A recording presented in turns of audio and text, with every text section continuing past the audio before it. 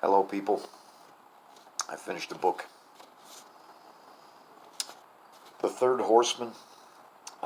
Almost every book that I read is subtitled something, and this one is subtitled Climate Change and the Great Famine of the 14th Century. It's written by a guy named William Rosen, and I have read him before. I read Justinian's Flea, and he's got a kind of an unusual style of writing. Exactly the same as Justinian's Flea. William Rosen,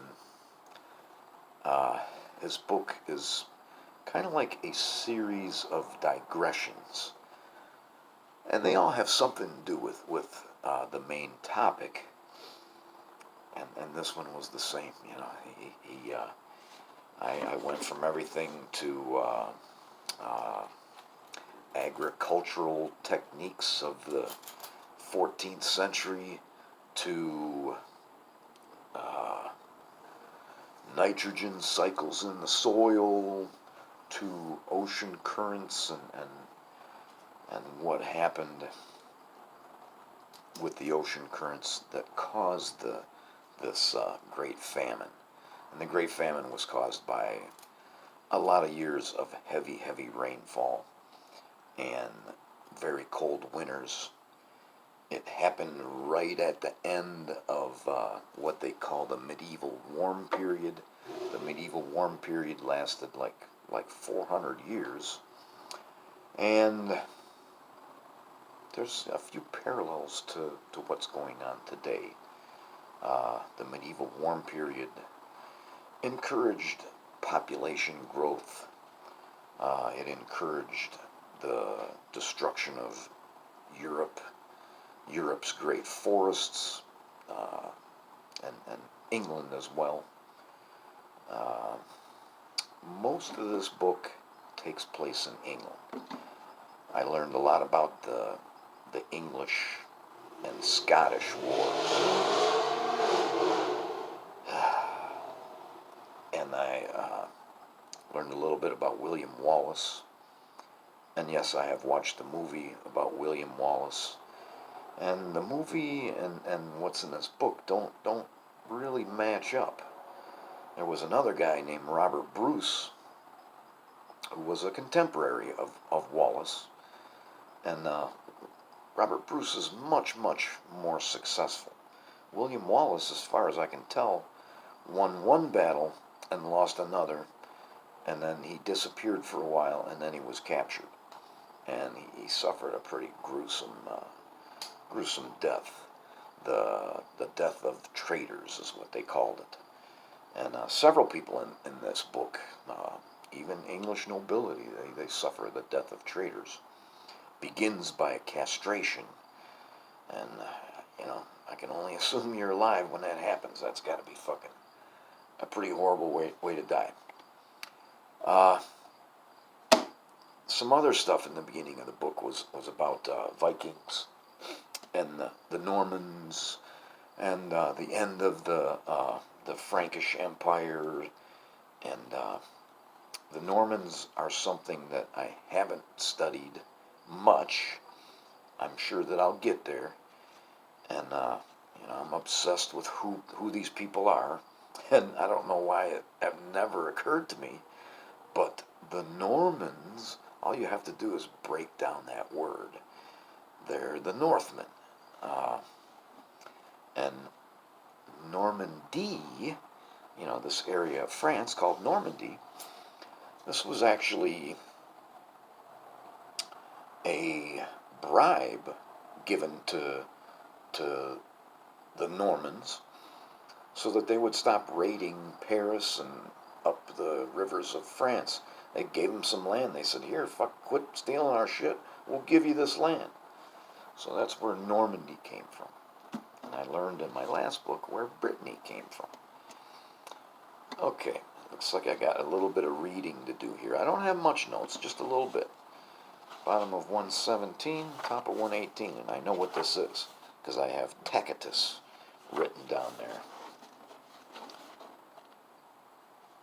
This is a speech that supposedly William Bruce gave to his troops before some battle that they fought. And here it is, I'll read it to you. We have every reason to be confident of success, for we have right on our side. Our enemies are moved only by desire for dominion, but we are fighting for our lives, our children, our wives, and the freedom of our country. See that your ranks are not broken, so that, when the enemy come charging on horseback, you meet them steadfastly with your spears.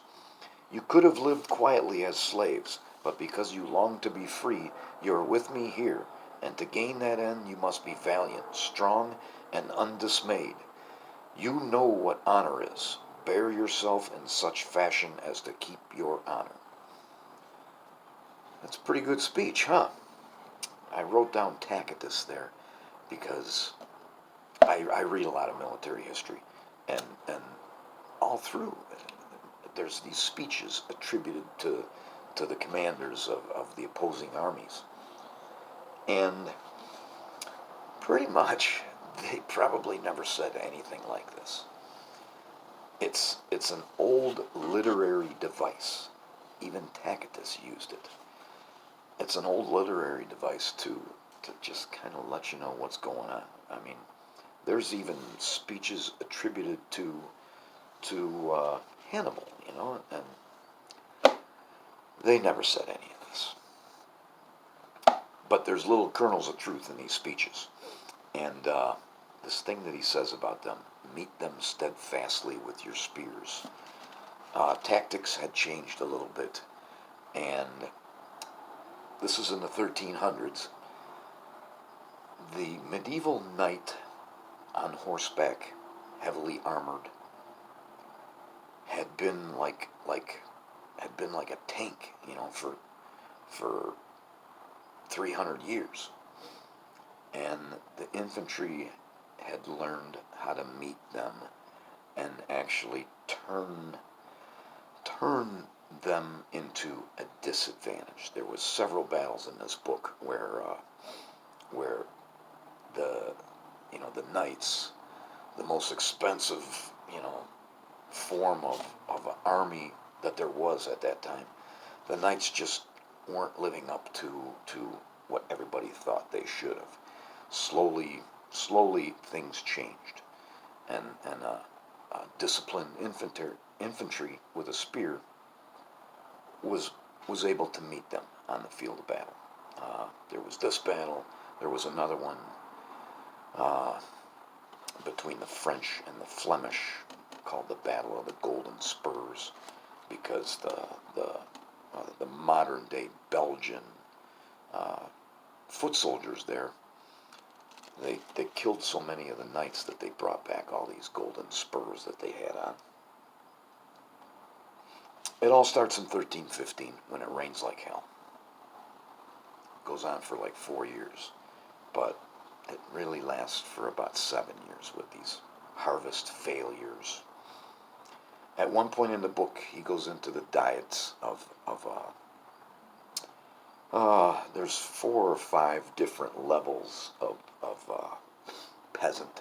He goes into their diets. He also goes into the diets of the nobility. And he mentioned that they like to eat lamprey eels. And so there's a Michigan connection, because this thing a few years ago where Queen Elizabeth had some kind of anniversary, she wanted to have eels to eat. And apparently they're not easy to find in England anymore.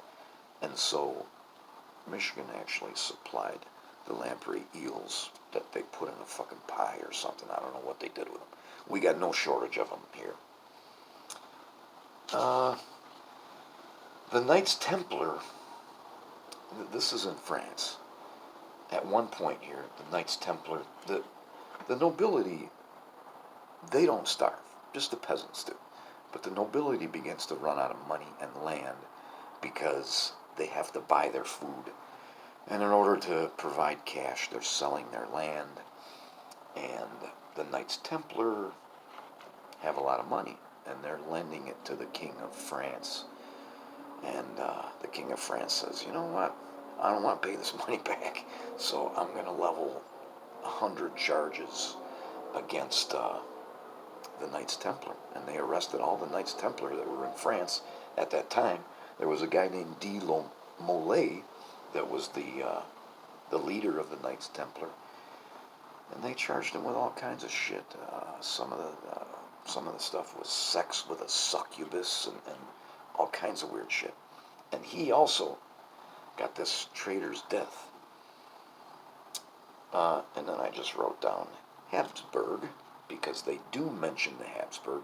Most of this takes place in England, but he tries to make up for it at the end of the book by going into mainland Europe and telling what's happening in Germany. And I just liked it because he said Habsburg, not Habsburg. I can't stand it when I find in a book that somebody's gonna put a P instead of a B. Some of the German folk tales, some of them that we're all familiar with, come out of this time of famine. And one of them is Hansel and Gretel. And some of these German folk tales have episodes of cannibalism in them, because for the poorer people, they ended up eating their children. And then my last note is just Robert Bruce makes William Wallace look like an amateur. And Robert Bruce fought against England for like 25 years. He actually accomplished what he wanted. He got Scotland to be a separate kingdom, not ruled over by England. And of course, that didn't last long. But Robert Bruce did get what he wanted. He lived until retirement, retired in some castle and fucked around with falcons and everything. Where William Wallace, got beheaded, quartered, castrated. So I don't know why they didn't make a movie about Robert Bruce. And that's it. Thanks for watching.